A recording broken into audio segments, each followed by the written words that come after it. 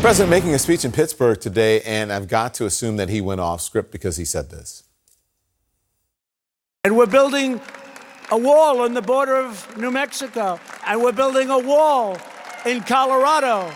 We're building a beautiful wall, a big one that really works, that you can't get over, you can't get under. So joining me now, CNN's resident fact checker, Mr. Daniel Dale. Sorry, Daniel.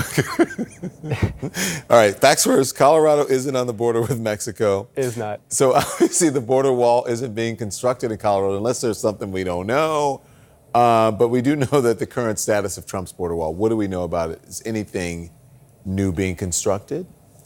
No. So the last data we have from the government is through September, and that data says that 69 miles of replacement barriers had been constructed in place of what they call dilapidated and outdated barriers, but 0 new miles have been built where barriers did not exist before.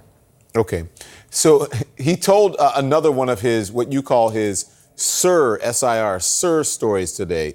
Let's watch this. We revoked the ridiculous waters of the United States rule. When I did that, I had people in my office. I had miners, and I had farmers, and I had builders building homes. And many of them were tough, strong men and women, and almost all of them were crying. They said, "Sir, you've given our life back to us." All right, so tough men and women crying. What is the issue with the claim? And give the lowdown on the Sir story, please. So Don, Trump has a habit of telling stories in which unnamed people call him Sir.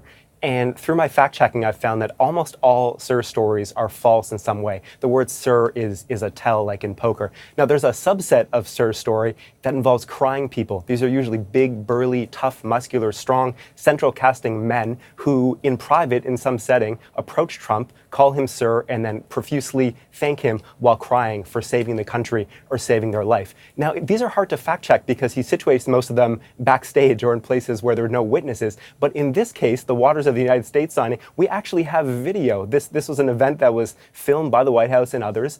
And when you watch the video, you see that no one was crying at all. People were smiling, people were happy. And so this is completely made up. Yes, sir. So here's another claim from today. Watch. We're now energy independent. Who would have thought that? That wasn't going to happen for a long time. We've ended the war on American energy. In the process, we set off an economic boom of truly historic proportions, bringing prosperity back to cities and to towns all across America. So what is this war on energy? What is he talking about? Is this like the war on Christmas? Well, basically. So the Obama administration did do more regulating of various energy sectors than the Trump administration has. They wanted to get the U.S. out of coal in particular, but energy production boomed under Obama. The U.S. set records in natural gas production. We had the shale boom. It became #1 in the world in petroleum production. So the idea that this was a war rather than some regulation at the margins is simply unfounded. Daniel Dale, thank you, sir.